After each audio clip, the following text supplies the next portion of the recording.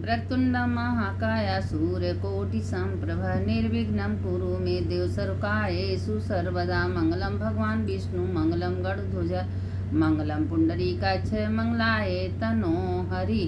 देखिए पुरुषोत्तम महीना अब खत्म होने वाला है, मात्र 3-4 दिन बचा है। इसका जितना फायदा उठाते बने आप लोग उठा लीजिए, क्योंकि 3 साल बाद आने वाला। 3 साल में कोई जोगी किरा जो कौन जिंदा रहेगा कौन नहीं रहेगा पता न, कल आएगा कि नहीं आएगा हमको क्या पता। लेकिन आज तो हम कम से कम सामर्थ्य दिए हैं, शक्ति दी है, तो आज तो कर लेना चाहिए।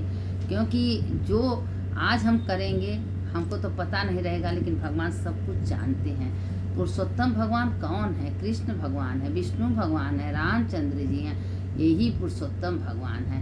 तो अब जो भी पुरुषोत्तम मास में सत्संग कथा करता है, भगवान को नहवाता है, धोवाता है, पूजा करता है, उसको अक्षय फल की प्राप्ति। देखिए पुरुषोत्तम मास में कभी नहीं कहना चाहिए मल मास, क्योंकि ये महादेव विष्णु शंकर सब इसमें अपना पदवी दिए हैं। 10,000 गुना इस महीने में कोई कर्तव्य आप करेंगे तो इसका महत्व है। क्योंकि जब मालूम नहीं होता है तो समझ में आता है, जब सत्संग करिए कथा पुराण सुनिए तब महत्व आता है कि वो इस महीने का इतना बड़ा महत्व है।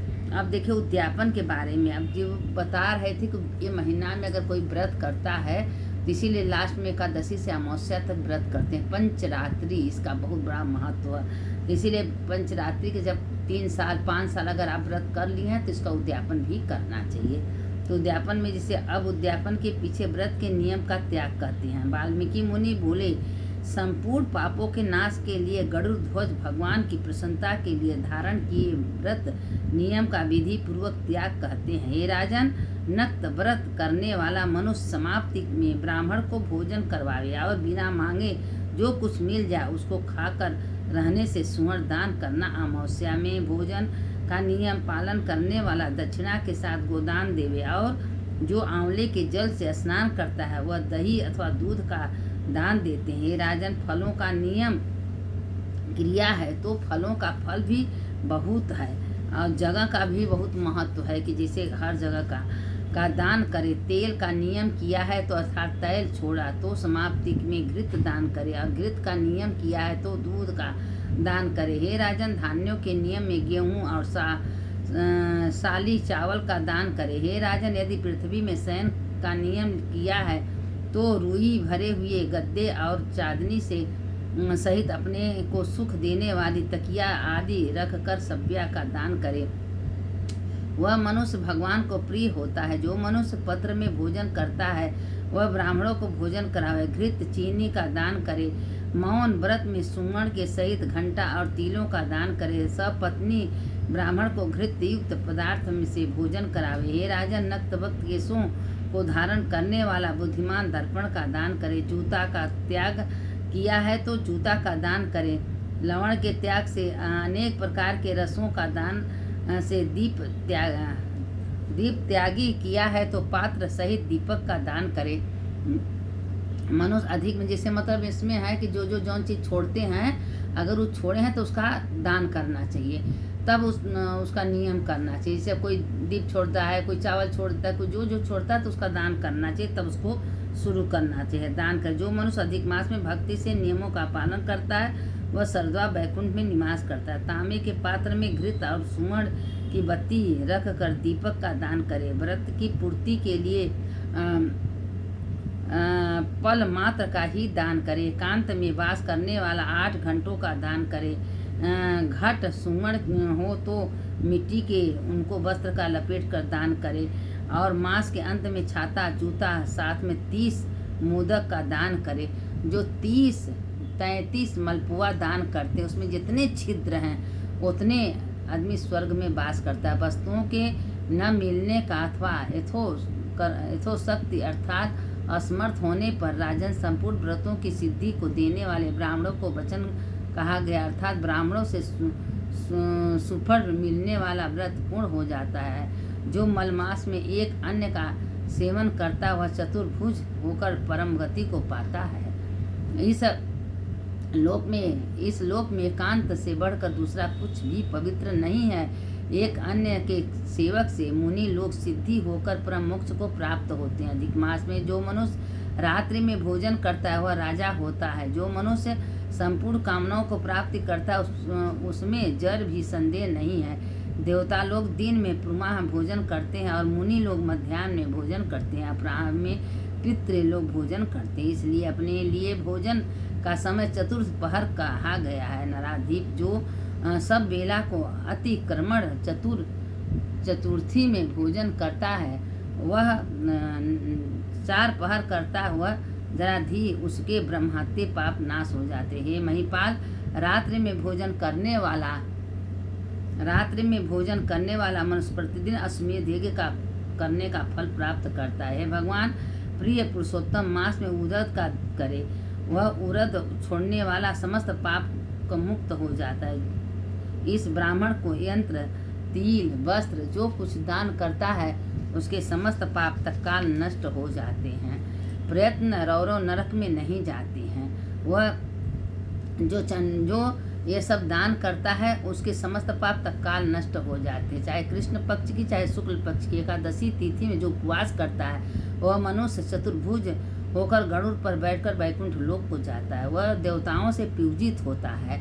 अप्सराओं के साथ विहार करता है। जो एकादशी के व्रत करने वाला दशमी और द्वादशी के दिन एक बार भोजन करे। जो मनुष्य देव विष्णु भगवान के पृथक व्रत करता है वह मनुष्य स्वर्ग को जाता है। राजन सर्वदा भक्ति के से कुशा का भंटा धारण करे, कुश मुट्ठी का त्याग करे। जो मनुष्य कुशा से मल मूत्र कफ रुधिर साफ करता है वह विष्टा योनियों में जाता है, क्रियाव्रत हो जाता है। इसलिए इस महीने में जितना हो सके उतना अच्छा कर्म करना चाहिए। देखिए सभी सब शास्त्र में लिखा है, हम अपने मन से कुछ नहीं बोलते हैं। जो इस कथा को सुनता है उसके करोड़ गुना फल मिलता है। 14 इंद्र तक नरक में जो पड़ा रहता है फिर मुर्गा सूकर बानर योनि को जाता है। जो इस महीने का सेवन नहीं करता है वह देखो कैसे कैसे पाप भोगता है।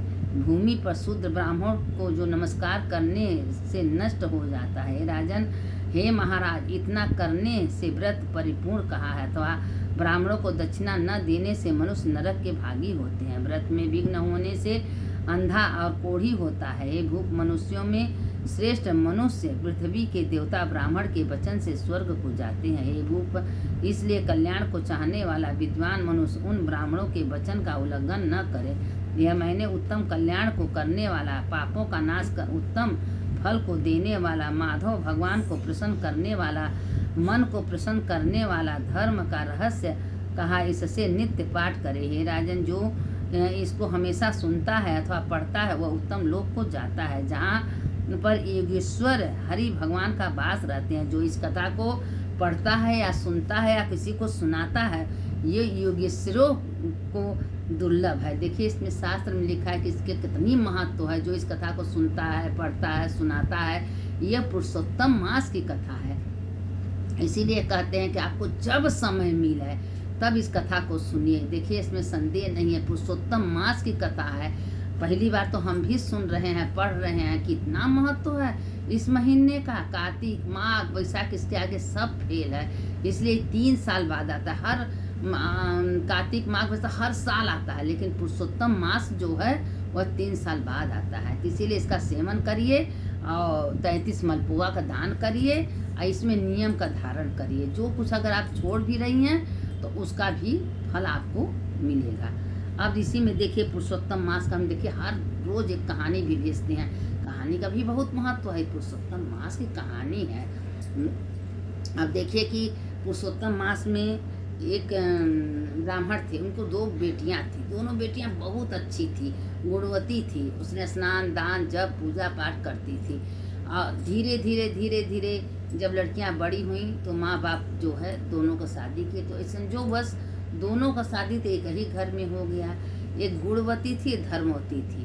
तो कुछ दिन बाद उसके माता पिता भी मर गए, तो दोनों का शादी हुआ, एक ससुराल में गई। जो छोटी थी बहुत अच्छी थी, मतलब कि कभी किसी से लड़ाई झगड़ा नहीं करती थी, अपने धर्म में निष्ठा रहती थी। बड़ी जो है कुछ दिन तो साथ में रही और उसके माँ बाप बड़े खुश हैं, हमारी दोनों बेटियां एक साथ रहेंगी, एक दुख सुख बांटेंगी। लेकिन बड़ी जो है थोड़ी दिन के बाद अलग हो गई, अपने बहन से अलग हो गई।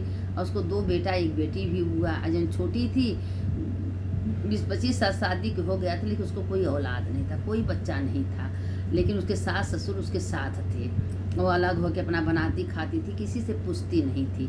तो उसके बात कहें कि भाई तुमको कोई औलाद नहीं है, तुम्हारे पति, कुछ दिन के बाद उसके पति बहुत बीमार थे, पति भी चल गए, तुम चलो मेरे घर रहो। कहे नहीं, हम जाएंगे तो मेरे सास ससुर को कौन देखेगा, मेरे सास ससुर हम अकेले कहाँ हैं। हमारा भगवान जो भाग में लिखे हैं, भगवान का महिमा समझ के हम अपना जीवन बिताएंगे, पर हम दूसरा शादी भी नहीं करेंगे। इतनी करते रही और संजोग देखा कि 2 साल बाद पुरुषोत्तम मास आ गया। पुरुषोत्तम मास में आ गया तो उसे कोई कह दिया कि तुम पुरुषोत्तम मास का सेवन करो, 1 महीना गंगा स्नान करो, धर्म करो, पूजा करो, भगवान तुम्हारा सुनेंगे।